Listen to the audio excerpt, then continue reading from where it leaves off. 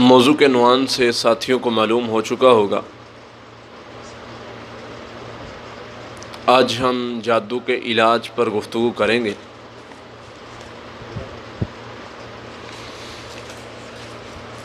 اللہ تعالیٰ کا خاص فضل و کرم ہے، اللہ نے ہمیں اکٹھا کیا ہے اور دین سننے کی مجلس میں اکٹھا کیا ہے، اور اللہ سے دعا ہے اللہ تعالیٰ مجھے صحیح بیان کرنے کی اور ہم سب کو عمل کرنے کی توفیق عطا فرمائے۔ سب سے پہلی چیز، آج ہم جادو کی اقسام اور اس کے علاج پر بات کریں گے۔ سب سے پہلی علاج کی قسم اللہ تعالیٰ نے جو قرآن مجید میں بیان فرمائی ہے، وَاتَّبَعُوا مَا تَتْلُو الشَّيَاطِينُ عَلَى مُلْكِ سُلَيْمَانَ وَمَا كَفَرَ سُلَيْمَانُ وَلَكِنَّ الشَّيَاطِينَ كَفَرُوا يُعَلِّمُونَ النَّاسَ السِّحْرَ۔ اللہ تعالیٰ نے جادو کو یہاں پر کفر کا لفظ استعمال کیا ہے۔ فرمایا میرے سلیمان نے یہ کفر نہیں کیا تھا، بلکہ یہ کفر ان لوگوں نے کیا تھا، شیاطین نے کیا تھا جو لوگوں کو جادو سکھاتے تھے۔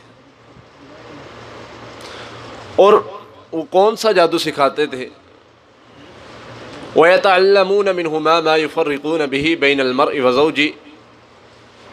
ان کا جو مین قسم تھی، مین جادو کا مقصد تھا، وہ یہ تھا کہ خامد اور بیوی کے درمیان لڑائی کیسے ڈالنی ہے۔ پہلی جو جادو کی قسم ہے، عرب علماء نے تقریباً 8 سے 10 قسموں میں جادو کو تقسیم کیا ہے۔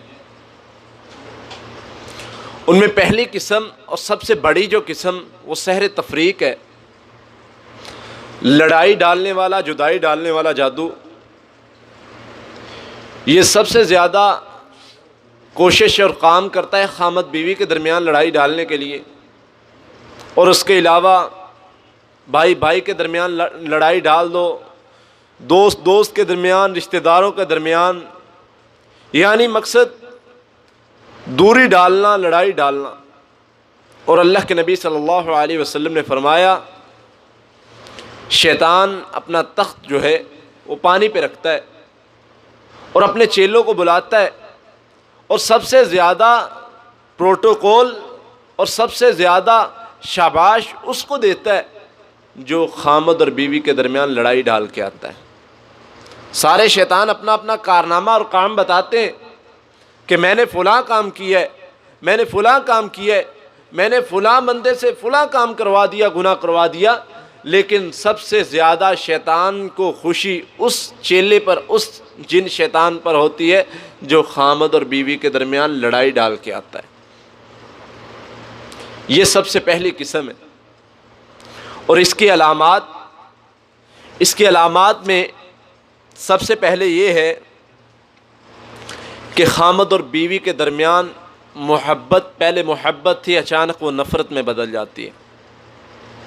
ایک دوسرے کو دیکھنا برداشت نہیں کرتے، ایک دوسرے کی صورت جو ہے وہ بری لگنے لگ جاتی ہے، ایک دوسرے سے نفرت ہو جاتی ہے، ایک دوسرے سے بدبو آنا شروع ہو جاتی ہے، اور ایک دوسرے کے بارے میں برے خیالات، شک و شبہات بڑھنا شروع ہو جاتے ہیں۔ اور یہ جادوگر کس طرح کرتا ہے؟ جادوگر ایک جن کے ذریعے عمل کرواتا ہے، جن کو بھیج دیتا ہے، وہ ان دونوں کے درمیان آ کر وہ جدائی ڈالنا شروع کر دیتا ہے۔ اس کے دل میں وسوسے اس کے خلاف ڈالتا ہے، اس کے دل میں وسوسے اس کے خلاف ڈالتا ہے۔ الذی یوسوس فی صدور الناس، یہ وہ شیطان جن ہے جو لوگوں کے دلوں میں وسوسے ڈالتا ہے۔ ہم پناہ مانگتے ہیں اللہ سے کہ اللہ ہمیں اس شیطان سے پناہ دے جو لوگوں کے دلوں میں وسوسے ڈالتا ہے، یہ وسوسے ڈال کر لڑائیاں کرواتا ہے۔ تو اس کا علاج سب سے بہترین جو ہے وہ سب سے پہلی چیز، جس صورت میں، جس آیت میں اللہ تعالیٰ نے اس جادو کا ذکر کیا ہے، اسی آیت میں اس کا علاج ہے۔ اسی آیت کو مریضہ صبح و شام پڑھنا شروع کر دیں اور اس کے ساتھ سورہ بقرہ کی آخری آیات ملا لیں اور آخری 3 کل ملا لیں تو اس کا علاج ہونا شروع ہو جاتا ہے۔ علاج کی 2 صورتیں ہوتی ہیں۔ ایک علاج ہوتا ہے کہ جو مریض خود کر لیتا ہے، وہ علاج اور طرح سے ہوتا ہے۔ کچھ مریض اس قسم کے ہوتے ہیں کہ جو علاج اپنا خود نہیں کر سکتے، یعنی ان پر جن شیطان اس طرح کا خبیث مسلط کر دیا جاتا ہے کہ جب وہ پڑھائی کرنے لگتے ہیں تو وہ جن انہیں پکڑ لیتا ہے، پڑھائی کرنے لگتے ہیں تو وہ حاضر ہو جاتا ہے اور انہیں دورہ پڑ جاتا ہے اور مختلف کیفیت ان کی بدل جاتی ہے اور تکلیف میں مبتلا ہو جاتی ہے۔ تو اس طرح کے مریض کو معالج سے رابطہ کرنا پڑتا ہے، معالج سے جو شرعی طریقے سے علاج کرتا ہے، جو توحید والا ہے، توحید کو ماننے والا ہے، اس سے علاج کروانا چاہیے۔ اس کو پھر معالج کی ضرورت ہوتی ہے۔ اگر وہ اس کی کیفیت اتنی زیادہ نہیں ہے، اس کو دورے نہیں پڑتے، لیکن ویسے ہی علامات ہیں، تو اس کے لیے پڑھائی یہ کرے سورہ بقرہ کی آیت نمبر 102، یہ جو میں نے ابھی پڑھی ہے، اور اس کے بعد سورہ بقرہ کی آخری 2 آیات اور آخری 3 کل، یہ صبح و شام یہ 7 مرتبہ مریض پڑھنا شروع کر دیں، انشاءاللہ اللہ تعالیٰ یہ معاملہ ختم کر دیں گے۔ دوسری جو قسم ہے، سحر محبت ڈالنے کے لیے جادو۔ عموماً لوگ کہتے ہیں جی ہم اچھا کام کرنے کے لیے، محبت ڈالنے کے لیے جادو کرواتے ہیں، اس میں کوئی حرج نہیں ہونا چاہیے، لیکن اللہ کے نبی صلی اللہ علیہ وسلم نے فرمایا جو کوئی ایسے کلمات پڑھتا ہے، کوئی تعویذ پہنتا ہے یا تعویذ کرتا ہے جس سے محبت ڈالی جاتی ہے، فرمایا وہ بھی جائز اور درست نہیں ہے، وہ بھی شرک کے زمرے میں آتے ہیں، اور اللہ کے نبی صلی اللہ علیہ وسلم نے سختی سے منع فرمایا۔ اس کی علامات میں جس پر سحر محبت ہوتا ہے وہ اچانک کسی کی محبت میں گم ہو جاتا ہے، اس کے بارے میں ہر وقت اس کے ذہن میں وسوسے اور خیال رہتے ہیں، اسی کی طرف دھیان رہتا ہے، اور سب سے بڑھ کر اس کو خواب آتے ہیں اس کے بارے میں۔ جس نے سحر محبت اپنے لیے کیا ہو نا، مثلا ایک بیوی ہے، وہ اپنے خامد پر سحر محبت کروا دیتی ہے، تو اس کے بارے میں دل میں محبت بڑھ جاتی ہے، اس کے بارے میں ہر وقت خیالات آتے رہتے ہیں، وہ کام کوئی نہیں کر سکتا، اس کو خواب اس کے بارے میں آتے رہتے ہیں۔ تو سحر محبت کروانا بھی اللہ کے نبی صلی اللہ علیہ وسلم نے اس کے بارے میں بھی سختی سے منع فرمایا یہ بھی جیسے دوسرا جادو کروانا حرام ہے، اسی طرح اس کے بارے میں بھی حکم ہے۔ تو اس کا علاج وہی ہے جو پہلے میں ذکر کر چکا ہوں۔ اس میں چینجنگ یہ ہے کہ اس کے لیے سورہ بقرہ کا پہلا رکوع اور سورہ بقرہ کی آخری رکوع یہ 7 مرتبہ اور اس کے ساتھ آخری 2 کل ملا لے جائیں تو انشاءاللہ اس کو پانی پر دم کر کے پیا جائے، اور انشاءاللہ اس سے جو سحر محبت ہے، جو جادو کے اثرات ہیں، وہ ختم ہو جائیں گے۔ تیسری جو سحر کی قسم ہے، سحر تخیل، یہ بھی بہت اہم قسم ہے اور بہت زیادہ پائی جاتی ہے، یعنی تخیلات میں ڈال دینا۔ یخیل علیہم من سحرہم انہا تسعی، اللہ فرماتے ہیں حضرت موسیٰ علیہ السلام پر جو جادو کیا گیا تھا وہ سحر تخیل تھا، یعنی ایک چیز کی اصل کو بدل کر دکھانا۔ اصل میں وہ رسیاں ہی تھیں، لیکن ان کو بدل کے ایسے دکھایا گیا کہ وہ انہیں معلوم ہو رہا تھا، انہیں لگ رہا تھا کہ جیسے یہ سانپ چل رہے ہیں، اصل میں وہ رسیاں ہی تھیں۔ سحر تخیل جو ہوتا ہے اس کا کام یہ ہوتا ہے کہ بڑی چیز کو چھوٹی کر کے دکھانا، چھوٹی کو بڑی کر کے دکھانا، جو کھڑی چیز ہے، منجمد ہے، اس کو چلتی ہوئی، حرکت کرتی ہوئی دکھانا، اور جو حرکت کرتی ہے چیز اس کو کھڑی دکھانا کہ جیسے وہ کھڑی ہوئی ہے۔ تو یہ سحر تخیل کا کام ہے۔ ایک انسان خوبصورت ہے، اس کو بدصورت کر کے دکھانا۔ اب اکثر لوگ شکایت کرتے ہیں جی ہمارے رشتے کی بندش ہو گئی ہے، تو ان پر بھی اکثر سحر تخیل کیا جاتا ہے۔ جو بھی ان کو دیکھنے آتا ہے تو وہ ان کو جو جنات ہوتے ہیں، جو جادوگر نے چھوڑے ہوئے جنات ہوتے ہیں، وہ دیکھنے والے کو ان کی شکل بری کر کے دکھاتے ہیں۔ اور اکثر خامد بیوی پر بھی یہ ہو جاتا ہے، خامد کو بیوی کی شکل جو صورت ہے وہ بری نظر آتی ہے اور بیوی کو خامد کی، حالانکہ وہ دونوں خوبصورت ہوتے ہیں، تو یہ سحر تخیل کا جو کام ہے، اس کا کام ہے ایک چیز کو بدل کر دکھانا۔ تو اس کے علاج میں یہ ہے کہ سورہ یونس کی آیت نمبر 81 سے لے کر 90 تک، 80 سے لے کر 90 تک، یہ 10 آیات کو بار بار پڑھا جائے۔ اس کے ساتھ جو ہے وہ سورہ طٰہٰ کی آیت نمبر 67، 68، 69، فَأَوْجَسَ فِي نَفْسِهِ خِيفَةً مُوسَىٰ قُلْنَا لَا تَخَفْ إِنَّكَ أَنْتَ الْأَعْلَىٰ وَأَلْقِ مَا فِي يَمِينِكَ تَلْقَفُ مَا صَنَعُوا إِنَّمَا صَنَعُوا كَيْدُ سَاحِرٍ وَلَا يُفْلِحُ السَّاحِرُ حَيْثُ أَتَىٰ۔ یہ آیات پڑھنے سے اللہ تعالیٰ اس قسم کے جادو کو ختم کر دیتے ہیں۔ اور یاد رہے اس کے ساتھ سورہ فلق ناس ملا لینی ہے۔ سورہ فلق ناس ہر قسم کے جادو میں اللہ تعالیٰ نے ہر قسم کے جادو کا علاج سورہ فلق ناس میں رکھا ہے۔ کوئی بھی قسم ہے، سحر تفریق ہے، سحر محبت ہے، سحر تخیل ہے، اور بھی کوئی بھی قسم ہے، تو اس کے علاج میں سورہ فلق ناس پڑھیں گے تو اللہ تعالیٰ اس معاملے کو ختم کر دیں گے۔ چوتھی جو قسم ہے سحر جنون، پاگل کر دینے والا جادو۔ اللہ کے نبی صلی اللہ علیہ وسلم کے پاس ایک صحابی آئے، مسلمان ہوئے، اپنی بستی میں واپس گئے، تو ایک بستی سے گزر رہے ہیں، اس بستی والوں نے روکا، انہوں نے کہا جی ہمارے پاس ایک بندہ ہے، وہ مجنون ہے، وہ مجنون ہے، اس کی حالت یہ ہے کہ اس کو زنجیروں کے ساتھ باندھا گیا ہے، وہ چیختا ہے، چلاتا ہے، لڑتا ہے، اور اس کی کیفیت عجیب ہے۔ تو آپ مسلمان ہو کر آئے ہیں، تو ہم نے سنا ہے کہ جس نبی کا آپ نے کلمہ پڑھا ہے ان کے پاس بہت خیر ہے، تو کیا اس بندے کا علاج ہے آپ کے پاس؟ وہ صحابی فرماتے میں نے کہا ہاں علاج ہے۔ کہتے میں نے اس پر سورہ فاتحہ پڑھ کے دم کرنا شروع کر دیا۔ بعض روایات میں آتا ہے کہ 3 دن تک سورہ فاتحہ پڑھ کے صبح و شام ان پر دم کرتے رہے اور تھوکتے رہے، پھونکتے رہے۔ اس سے کیا ہوا؟ وہ جادو ختم ہو گیا، اس پر سحر جنون تھا وہ ختم ہو گیا، وہ بالکل ٹھیک ہو گئے۔ انہوں نے ان کو انعام کے طور پر 100 بکری دی۔ یہ صحابی کہتے ہیں اب میں نبی صلی اللہ علیہ وسلم کے پاس آقا کی خدمت میں حاضر ہوا کہ کیا یہ میرے لیے بہتر بھی ہے کہ نہیں، یہ میرے لیے ٹھیک بھی ہے کہ نہیں؟ تو آقا علیہ الصلاۃ والسلام نے فرمایا میرے صحابی تو نے کیا پڑھ کے دم کیا تھا؟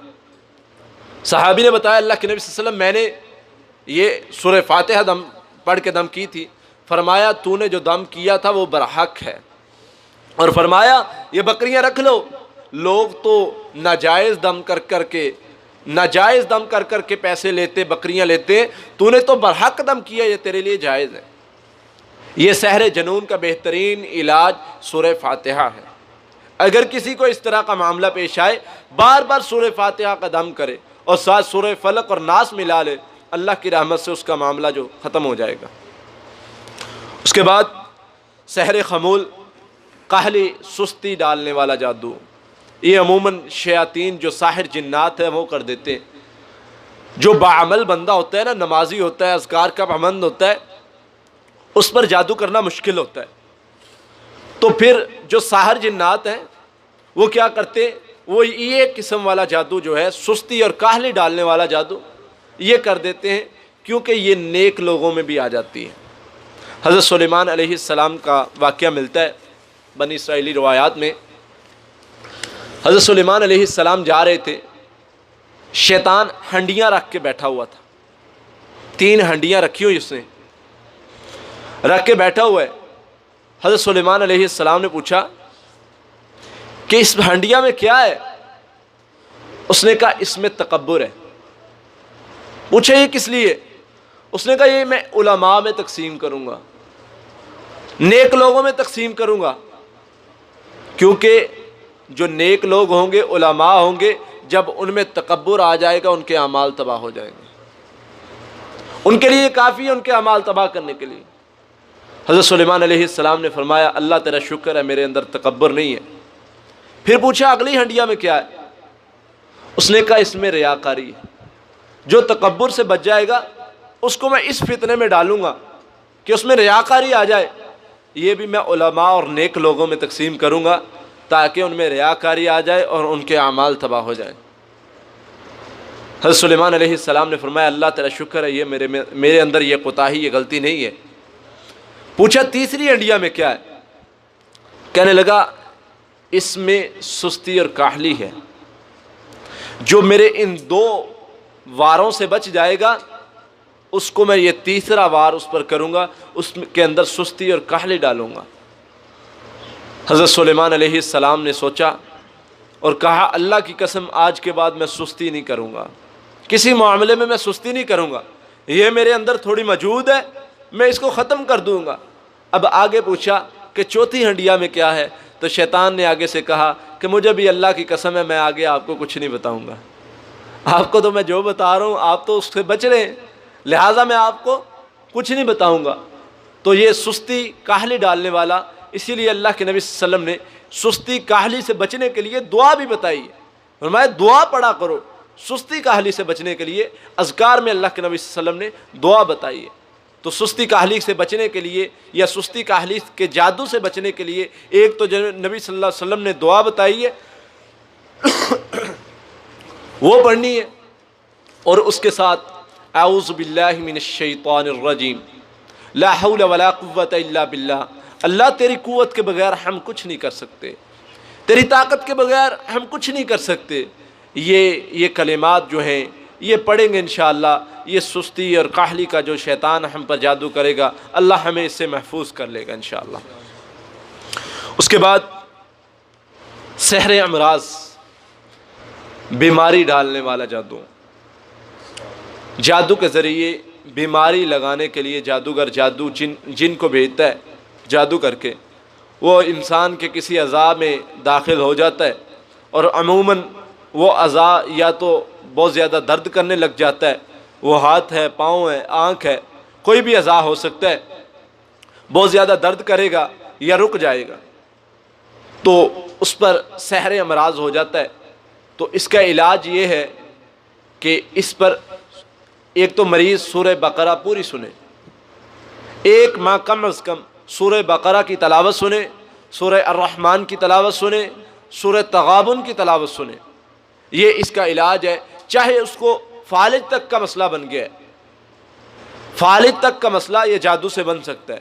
جادو جب سحر امراض ہوتا ہے تو کسی بھی اعضاء کو جادوگر جنات کے ذریعے سے روک دیتا ہے، وہ باندھ دیتا ہے اس کو اور وہ رک جاتا ہے۔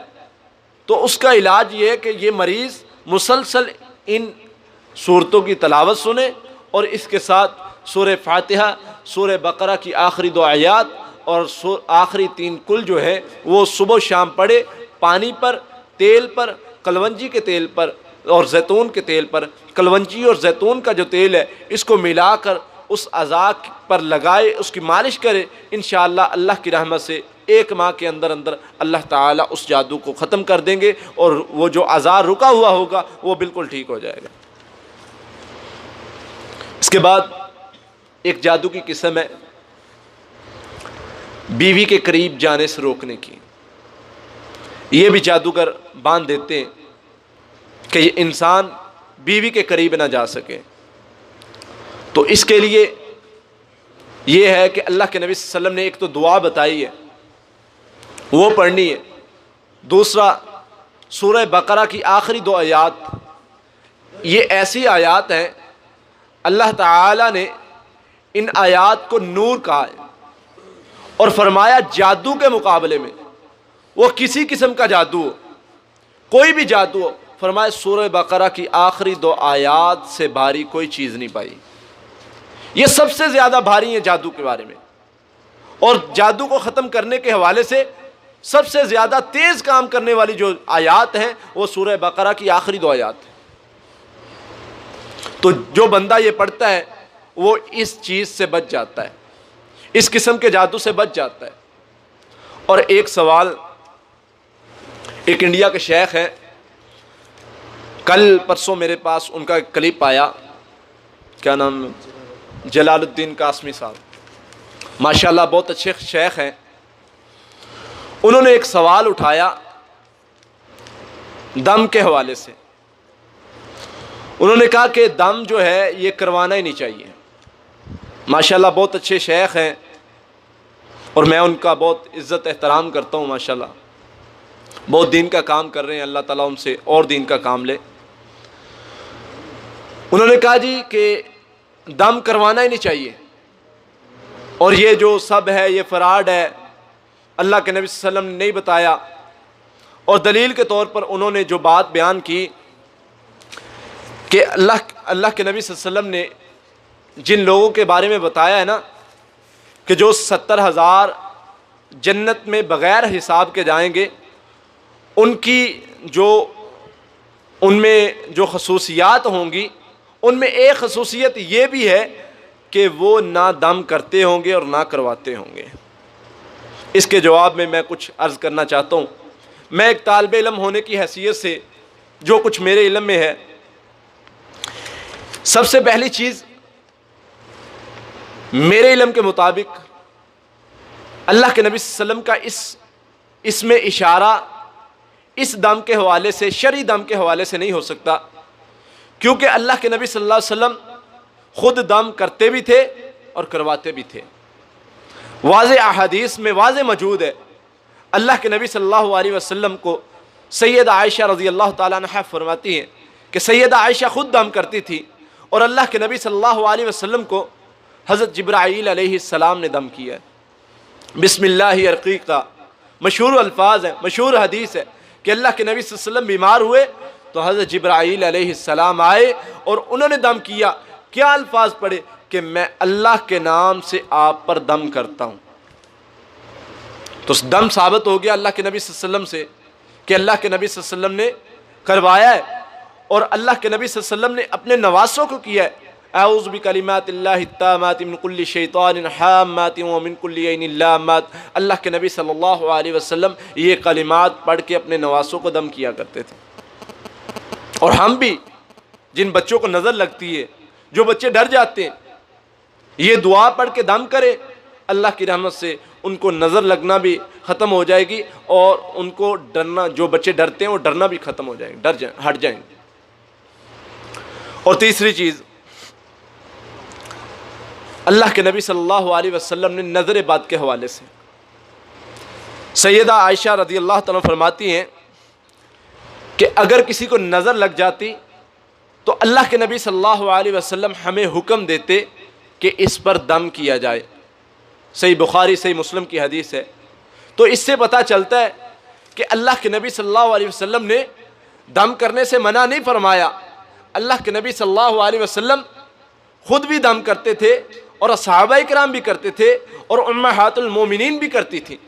اس لیے اس میں کوئی قباحت والی بات نہیں ہے، اللہ کے نبی صلی اللہ علیہ وسلم خود بھی کرتے تھے۔ سیدہ ام سلمہ فرماتی ہیں رضی اللہ تعالیٰ عنہ، کہتی ہیں کہ ایک لڑکی میرے پاس بیٹھی ہوئی تھی، اللہ کے نبی صلی اللہ علیہ وسلم آئے تو آپ نے دیکھا کہ اس کا رنگ جو ہے وہ سیاہ پڑ رہا ہے، تو آقا علیہ السلام نے سیدہ ام سلمہ کو حکم دیا، فرمایا کہ اس کو دم کرو، اس کو نظر لگی ہے۔ تو پتہ یہ چلا کہ نظر جو ہے وہ نظر بھی لگ جاتی ہے، اور اس کا دم بھی اللہ کے نبی صلی اللہ علیہ وسلم نے بتایا بھی ہے، کیا بھی ہے، اور کرنے کا حکم بھی دیا ہے۔ اس لیے دم جو کرتے ہیں یا جو کرواتے ہیں، ہاں یہ چیز ہے کہ دم کرنے والا وہ شریعت کا پابند ہو، اس سے دم کروایا جائے۔ اللہ کے نبی صلی اللہ علیہ وسلم کے صحابی حضرت ابو سعید خدری رضی اللہ تعالیٰ ایک سفر پر جا رہے ہیں، ایک بستی میں رکے ہیں، تو اس بستی والوں سے انہوں نے کھانا طلب کیا، انہوں نے کھانا دینے سے انکار کر دیا، مہمان نوازی کرنے سے انکار کر دی۔ کچھ دیر بعد اس بستی سے کوئی بندہ آتا ہے، اس نے کہا جی ہمارے سردار کو بچھو نے کاٹ لیا ہے، تو آپ کے پاس اس کا کوئی علاج، کوئی دم ہے تو بتائیں۔ صحابی فرماتے ہیں میں نے کہا ٹھیک ہے علاج ہے، لیکن اس کی میں اجرت لوں گا، کیونکہ تم لوگوں نے ہماری مہمان نوازی نہیں کی، اس لیے اس کی میں اجرت لوں گا۔ انہوں نے کہا ٹھیک ہے آپ ہمارے ساتھ آ جائیں۔ صحابی فرماتے ہیں 40 بکریاں اجرت طے کر لی، میں ان کے ساتھ گیا اور اس کو دم کیا، سورہ فاتحہ کا دم کیا، بار بار پڑھ کے کہتے ہیں میں نے دم کرتا رہا، اللہ تعالیٰ نے اسے شفا دے دی۔ اب کہتے ہیں میں نے بکریاں لی ان سے، اور اللہ کے نبی صلی اللہ علیہ وسلم کی خدمت میں حاضر ہو گیا۔ میں نے عرض کیا اللہ کے نبی صلی اللہ علیہ وسلم کیا یہ بکریاں میرے لیے جائز ہیں؟ آقا علیہ السلام نے فرمایا میرا حصہ بھی ان میں سے نکال لو، اور ہاں یہ تیرے لیے جائز ہیں۔ اور ایک سوال کیا، فرمایا تجھے کیسے پتہ ہے سورہ فاتحہ شفا ہے؟ یہ سورہ فاتحہ میں اللہ تعالیٰ نے بہت ساری بیماریوں کا علاج رکھا ہے، اور بہت ساری امراض کے لیے یہ شفا کا باعث ہے۔ ہم اگر پڑھیں تو اس حدیث سے بھی ثابت ہوتا ہے کہ صحابہ کرام خود بھی دم کرتے تھے اور دوسروں کو بھی صحابہ کرام دم کر دیتے تھے۔ اور پیچھے میں نے ایک روایت بیان کی ہے اللہ کے نبی صلی اللہ علیہ وسلم کے صحابی کی، جو ایک بستی میں جا رہے تھے، ایک بندے کو سحر جنون ہوا تھا، وہ مجنون ہوا تھا، تو انہوں نے سورہ فاتحہ پڑھ کے دم کیا تو اللہ تعالیٰ نے انہیں شفا دے دی۔ اس سے ثابت ہوتا ہے کہ دم کرنا اور کروانا یہ سنت سے ثابت ہے، شرعی دم۔ اللہ کے نبی صلی اللہ علیہ وسلم سے سوال کیا، کچھ لوگوں نے سوال کیا کہ اللہ کے نبی صلی اللہ علیہ وسلم، ہم دور جاہلیت میں کچھ دم کیا کرتے تھے، تو کیا اب ہم مسلمان ہو گئے ہیں، کیا ہم اب وہ دم کر سکتے ہیں؟ تو آقا علیہ الصلاۃ والسلام نے فرمایا وہ دم میرے سامنے پیش کرو۔